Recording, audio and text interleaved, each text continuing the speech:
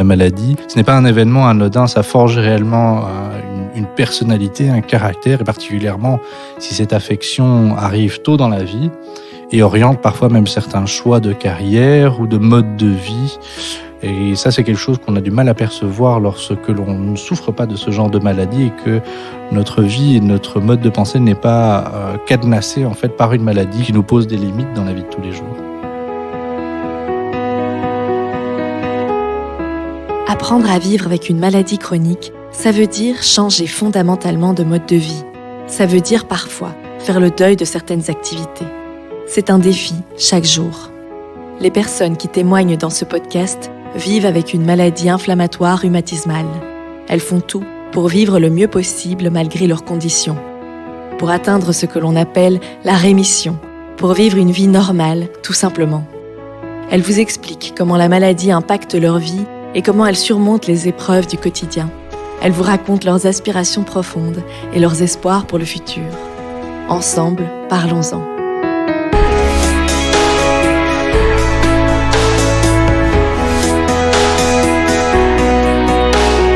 Bonjour Dr Mols. Bonjour. Merci d'avoir accepté de participer à ce podcast. Est-ce que vous pourriez un petit peu vous présenter pour nos auditeurs et nos auditrices ? Je suis le Dr Mols. Je travaille actuellement au CHU Tivoli principalement, mais j'ai également une activité à l'hôpital Erasme. Je m'occupe essentiellement de pathologies inflammatoires dans tous les aspects, que ce soit traitement, suivi, etc. Vous avez écouté les 4 épisodes du podcast qui concernent les patients et vous avez écouté donc les témoignages de Thierry, de Justine, de Cécile et de Céline. Leurs parcours, ils sont à la fois différents puisque chacun vit la maladie différemment, mais il y a aussi certains aspects qui se rejoignent puisqu'ils souffrent tous les 4 d'une maladie rhumatismale inflammatoire. Donc Thierry et Justine, ils sont atteints de polyarthrite rhumatoïde. Céline, elle souffre d'une spondylarthrite et Cécile d'une arthrite psoriasique. Quels sont les aspects qui sont communs à toutes ces maladies et qu'est-ce qui les différencie ? Alors, ça, c'est une très vaste question. Alors, l'aspect commun, je dirais, pour commencer, c'est que essentiellement, le symptôme principal et qui va amener à la consultation, ce sont des douleurs articulaires. Souvent, c'est accompagné de gonflements, mais souvent, ces gonflements ne sont pas immédiatement perceptibles. Donc, il y a toute une série d'autres symptômes qui peuvent émerger en fonction de la maladie. Cependant, vraiment, ce qui est l'axe principal, ça reste la douleur articulaire. Après, en fonction de sa présentation, en fonction de sa chronologie, en fonction de si elle est symétrique ou non, et donc on va les classer dans par exemple, une arthrite psoriasique ou plutôt une polyarthrite rhumatoïde. Ça va aider à choisir le traitement, mais ça va aussi aider dans le pronostic de la maladie. Et donc c'est important pour nous de pouvoir définir dans quelle petite case on est. Le fait de délimiter des cases ne correspond pas à une réalité puisque certains patients peuvent se trouver à cheval entre certaines cases. Et donc c'est très perturbant lorsque c'est le cas pour les patients, mais pour nous c'est quelque chose que nous connaissons bien. Donc si vous voulez, la maladie telle qu'on l'a décrit, c'est vraiment quelque chose de stéréotypé. Et c'est quoi les signaux qui doivent faire penser à une maladie rhumatismale inflammatoire ?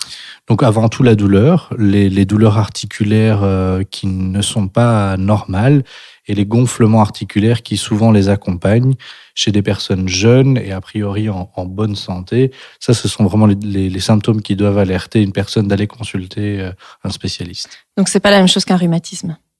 Alors ça dépend parce que le mot rhumatisme est extrêmement galvanisé, on l'utilise pour tout et n'importe quoi. Alors souvent quand on dit rhumatisme, on pense à son grand-père ou à sa grand-mère qui parle de douleur de dos lorsqu'il fait mauvais temps. Donc la différence que l'on doit faire, c'est que dans les pathologies dites inflammatoires, comme dans la polyarthrite rhumatoïde ou l'arthrite psoriasique ou la spondylarthrite, il y a un phénomène humain derrière.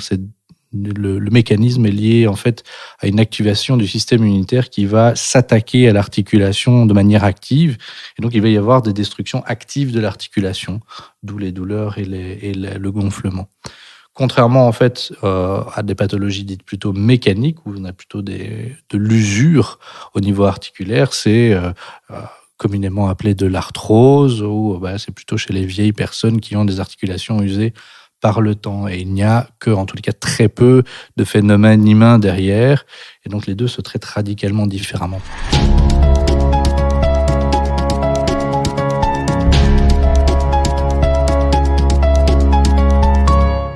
Quand vous avez écouté les 4 épisodes du podcast, c'est quoi qui vous a le plus marqué ? Alors, ce qui m'a le plus marqué, c'est que la trajectoire des patients, et notamment particulièrement de Cécile et de Justine, elles ont choisi leur métier un petit peu en fonction de leur pathologie. Donc, on voit bien que ce n'est pas un événement anodin, ça forge réellement une personnalité, un caractère, et oriente parfois même certains choix de carrière ou de mode de vie, particulièrement si cette affection arrive tôt dans la vie. Et ça, c'est quelque chose qu'on a du mal à percevoir lorsque l'on ne souffre pas de ce genre de maladie et que notre vie et notre mode de pensée n'est pas cadenassé en fait par une maladie qui nous restreint dans certaines de nos actions ou qui nous pose des limites dans la vie de tous les jours. Oui, vous citiez l'exemple de Cécile, parce qu'elle explique qu'elle a décidé d'être vétérinaire parce que les animaux n'étaient pas dérangés par ces plaques de psoriasis. Qu'est-ce qui vous a touché dans le témoignage de Cécile ? Alors, c'est essentiellement en fait la justesse avec laquelle elle décrit en fait cette pathologie qui est très intime en fait finalement, parce que quand ça touche à la peau, ça touche au regard des autres, ça touche au regard qu'on peut poser sur soi-même. Et je trouve que c'est quelque chose justement que beaucoup de patients n'expriment pas forcément, mais qu'ils ressentent vraiment extrêmement fort. Même si dans beaucoup des pathologies rhumatismales, lorsqu'on a des mains gonflées ou une articulation gonflée, eh bien, ça ne se voit pas forcément extérieurement, mais ça modifie le schéma de pensée. Il y a un certain, il faut oser le mot, parfois un certain handicap qui s'installe et qui n'est pas forcément visible ou compris par les autres. Ici, l'atteinte cutanée est extrêmement visible et ça a façonné aussi la manière de faire ses relations, de faire des choses. Et je trouvais que le témoignage était avec une certaine justesse là-dedans. Il n'y a rien à faire, c'est du vécu. Et malheureusement, elle a dû arrêter de travailler. Est-ce que c'est quelque chose qui arrive fréquemment dans votre patientèle ? Alors, dans mon expérience, malheureusement, c'est quelque chose qui arrive. Toute l'idée moderne actuelle de la prise en charge de toutes les pathologies rhumatismales, en fait, est de proposer un traitement pour avoir la vie la plus normale possible. Et dans ma conception des choses, une vie normale ne peut pas se passer d'un travail, en fait. On n'est pas obligé d'être à plein temps, mais ne serait-ce que partiellement, pour un cercle social, pour un certain équilibre, je pense que c'est essentiel. Mais malheureusement, malgré tous nos efforts, malgré les bons médicaments qu'on peut avoir à l'heure actuelle, il existe beaucoup de cas où on doit malheureusement arrêter son activité professionnelle, particulièrement si on a une activité professionnelle qui est extrêmement reliée avec une activité manuelle. Je pense par exemple à quelqu'un qui travaillerait comme ouvrier avec avec un marteau-piqueur. Je prends un exemple extrême, mais voilà, c'est quelque chose que j'ai déjà vécu avec les patients. Eh bien, malheureusement, il faut assez rapidement en fait envisager de faire une réorientation professionnelle, puisqu'on sait que plus on traîne, plus ça devient difficile, on se retrouve un peu au pied du mur. Je pense que pour un certain nombre de mes patients, je leur exprime qu'il y aura des difficultés probablement à venir, même si tout se passe bien, et qu'ils doivent, si c'est échéant, déjà envisager d'autres possibilités ou des portes de sortie éventuelles, quitte à ne pas les prendre, mais au moins de prévoir toute éventualité. Est-ce qu'un travail de bureau, c'est plus facile du coup ? Le mot travail de bureau comprend une vaste gamme d'activités, et même si elles sont souvent considérées comme plus légères d'un point de vue physique, eh bien parfois, simplement, le fait de dactylographier toute la journée est impossible pour quelqu'un qui est atteint d'une polyarthrite rhumatoïde. Et donc il faut prendre ces éléments en compte et voir un peu au cas par cas.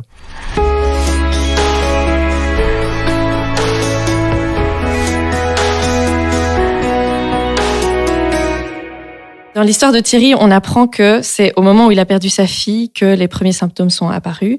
Et justement, Cécile aussi, elle vivait une période très difficile émotionnellement au moment où sa maladie s'est déclarée. Est-ce que c'est un phénomène courant ?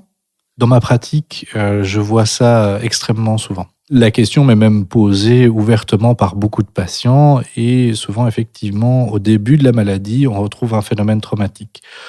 Alors ce phénomène traumatique peut être de plusieurs natures, ça peut être la perte d'un proche, ça peut être une mauvaise nouvelle, ça peut être un stress au travail, ça peut être plein de choses en fait finalement. Et on a l'impression que celui-ci est un petit peu la goutte d'eau qui fait déborder le vase dans un terreau déjà fertile pour développer ce genre de maladie.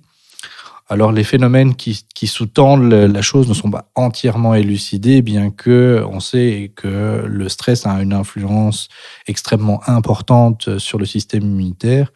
D'ailleurs, certaines pathologies y sont extrêmement reliées, et je pense notamment au psoriasis sur la peau. Tous les patients souffrant de psoriasis sur la peau le savent bien. Un petit coup de stress et leur pathologie reflambe alors qu'elle était parfois inactive pendant extrêmement longtemps. On a l'impression que c'est la double affliction finalement. On reçoit une mauvaise nouvelle et en plus c'est la deuxième mauvaise nouvelle d'une maladie qui se déclenche. Mais souvent malheureusement dans ma pratique c'est quelque chose que je vois assez souvent. Justine, dans son témoignage, elle raconte qu'elle veut devenir infirmière. Donc c'est un métier qui est assez physique. On marche, on est debout tout le temps. Parfois, il faut travailler la nuit. On lui a dit qu'elle était folle d'envisager cette carrière, vu qu'elle souffre de polyarthrite. Est-ce que ça vous paraît réaliste ou fou ? Eh bien, je pense que la folie doit être conservée. Je pense que si on se bride d'entrée de jeu et qu'on ne vise pas les étoiles, eh bien, je pense que la vie ne vaut pas la peine d'être vécue. Peut-être qu'elle va à un moment donné trouver ses limites et que ça ne marchera pas, mais peut-être que ça marchera. Et je lui souhaite beaucoup de succès dans sa carrière parce que je pense que le corps médical et paramédical a besoin de gens comme elle qui vont, je suis sûr, s'investir à 300% parce qu'ils savent bien ce que c'est d'être malade, ils savent bien ce que c'est de souffrir. Et je pense qu'on a besoin de gens comme ça qui arrivent à transcender en fait leur maladie et en créer quelque chose d'extrêmement positif.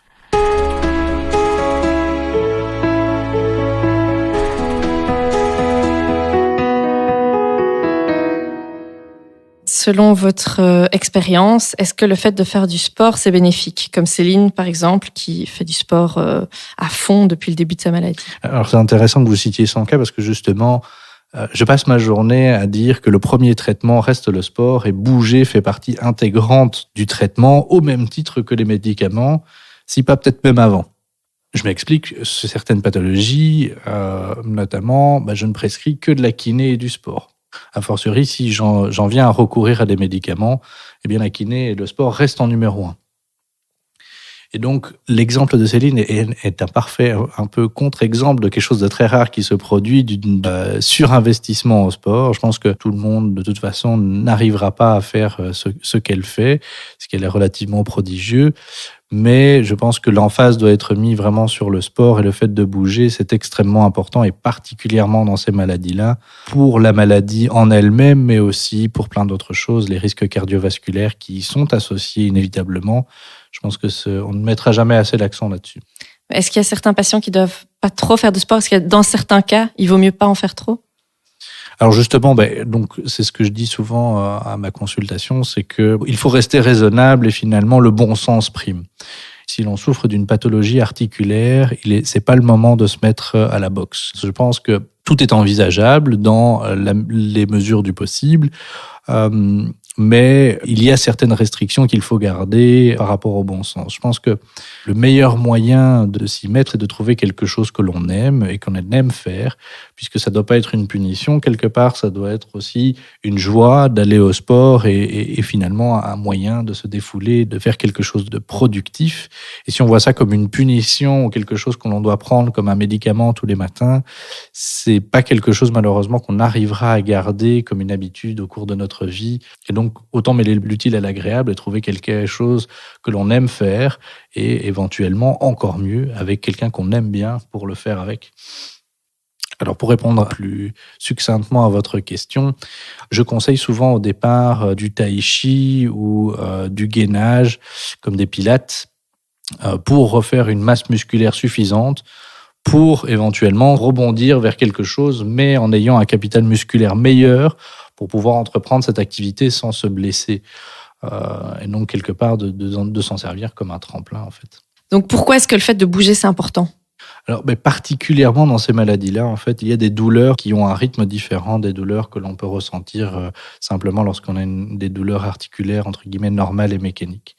D'ailleurs, les patients qui souffrent de polyarthrite le savent bien, les moments les plus douloureux sont ceux où on se repose. Il y a un phénomène inflammatoire qui va s'accentuer en fait à la mise au repos et surtout le matin lorsqu'on n'a pas bougé.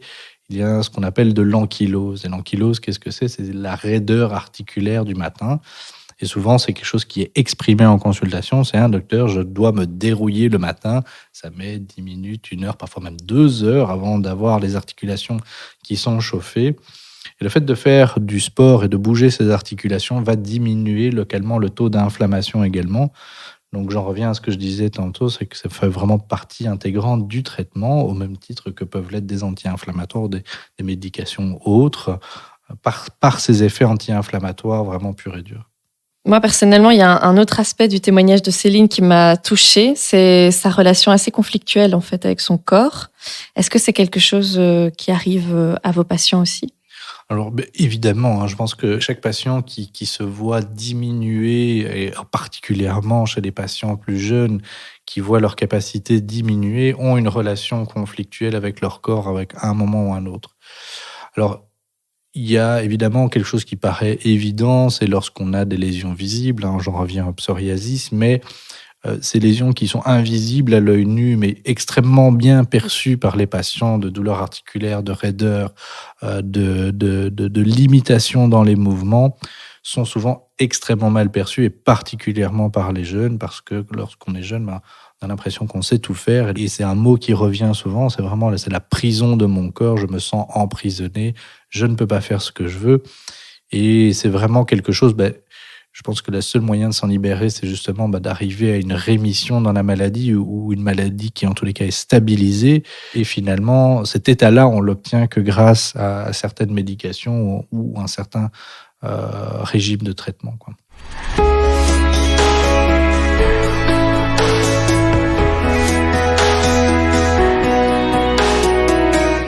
Ça veut dire quoi, être en rémission ?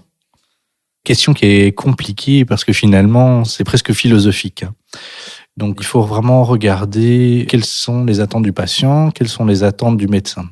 Alors, si vous posez la question au corps médical, il y a des définitions extrêmement strictes de ce que c'est la rémission. Alors, il y a même des noms barbares qui ont des critères bien définis de ce qu'est une rémission. Et donc ça, évidemment, c'est quelque chose auquel nous, on s'attache dans nos notes médicales à trouver. Et puis, est-ce que le patient considère comme une rémission ? Pour les patients, la plupart du temps, lorsqu'on leur demande qu'est-ce qu'ils entendent par la rémission, c'est souvent les douleurs qui sont mises en avant, et éventuellement, si elle a été perdue, une reprise de la fonction de l'articulation. Et donc, à la limite, le fait que ce soit gonflé, ou le fait qu'il y ait ou non des choses radiologiques, ça intéresse surtout le docteur. Mais ce que les patients ressentent en premier, c'est vraiment leur douleur. Souvent, on essaie d'écouter aussi ce que le patient désire, puisque les attentes de quelqu'un de 80 ans ou même de 90 ans, qui serait éventuellement en maison de repos et qui n'a pas envie de courir un marathon samedi prochain, mais ce n'est pas forcément le cas du patient d'après qui a 20 ans et qui, lui, au contraire, est un marathonien endurci et qui aimerait continuer à pratiquer sa passion. Et donc, évidemment, on doit se confronter un peu à la réalité, et ce qui est atteignable de manière réaliste grâce aux médicaments, tout en gardant à l'esprit que c'est pas une escalade que l'on fait à l'aveugle, puisqu'on mesure le pour et le contre en fonction aussi des effets secondaires potentiels qu'il peut y avoir avec telle ou telle médication. Et donc tout ça est intégré en fait dans le choix du traitement, et c'est tout l'objet de la consultation en fait en rhumatologie. Après, une fois que cela est atteint, eh bien, on peut envisager une étape plus loin, c'est pouvoir avoir tout ça, mais sans traitement. L'état de rémission est malheureusement soumis à la prise de médicaments, puisque à l'heure actuelle, je le rappelle, on n'a malheureusement pas de traitement qui permette de guérir complètement la maladie. On peut la contrôler, mais on ne peut actuellement malheureusement pas la guérir. Est-ce que les chances de rémission ont évolué ? Drastiquement. Donc, à tel point qu'avant, on appelait ça la polyarthrite chronique évolutive, puisqu'il y avait quasiment 100% de chances d'évolution, et on n'avait que quelques médications qui permettaient de retarder l'inéluctable. À l'heure actuelle, les choses ont radicalement changé, puisque le but du jeu, clairement affiché, est d'obtenir une rémission, c'est-à-dire une maladie qui n'évolue plus. Et donc, même si on n'arrive pas à 100% des cas à le faire, pour la plupart de nos patients, ce que l'on souhaite, c'est d'avoir une rémission, c'est-à-dire une maladie qui est stable, calme et la vie la plus normale possible. Et donc, à cet égard-là, en fait, les choses ont radicalement changé, puisque en 20 ans, on est passé d'une maladie où on avait 100% de chances d'être déformé et d'avoir une évolution péjorative à quelque chose où la plupart du temps, en fait, on arrive à tout à fait contrôler la maladie et on vit une vie normale. C'est grâce à l'évolution des traitements, essentiellement. Hein. Il y a eu plusieurs révolutions dans la thérapeutique, et surtout il y a 15-20 ans maintenant, et qui ont complètement changé la face de cette maladie. Hein. Est-ce que ça continue à évoluer ? Ça évolue tout le temps. Il y a constamment des nouveaux médicaments qui sortent, donc c'est chaque fois une nouvelle corde que l'on ajoute à notre arc et qui peut servir si un patient ne répond pas à un premier médicament, eh bien on a un deuxième qu'on peut lui proposer, puis un troisième, un quatrième, et les médicaments ne font qu'augmenter en fait dans leur nombre et dans leur mode d'action. À chaque fois, il y a aussi des petites différences. Donc oui, plus le temps avance, en fait, plus on a de possibilités à proposer. Donc c'est extrêmement intéressant. Donc de votre point de vue, le plus important finalement, c'est de continuer à y croire, essayer d'avancer sans se démoraliser. Absolument. Donc même souvent à ma consultation, je fais des discours pour essayer de motiver les gens à les faire aller de l'avant, parce que c'est vrai que lorsqu'on vit des douleurs au quotidien, parfois c'est démoralisant. Mais je pense qu'il faut pas perdre espoir. Je pense que tout est atteignable. Avec assez de motivation, donc il ne faut pas lâcher le morceau. La maladie, elle va, elle vient, il peut la gérer de manière différente. Ça prend souvent du temps, c'est souvent un peu frustrant, mais on finit par trouver souvent de bonnes solutions. Il faut garder le cap, surtout si on a une passion ou une envie. Garder le cap, c'est d'ailleurs ce que fait Justine, qui sera bientôt infirmière diplômée. C'est ce que fait Cécile, qui s'épanouit aujourd'hui en s'impliquant dans l'association de patients Claire. C'est ce que fait Thierry quand il passe du temps avec sa famille. Et c'est ce que fait Céline quand elle se lance des défis sportifs. Merci Dr Moltz pour votre intervention. Merci à vous. Si vous souffrez d'une maladie rhumatismale inflammatoire, sachez que les traitements évoluent constamment. Peut-être existe-t-il un traitement qui vous permettrait de vous sentir mieux et même d'aller bien. Nous vous invitons à faire entendre votre voix auprès de votre médecin. Parlons-en est un podcast réalisé par AbbVie en partenariat avec l'association de patients Claire.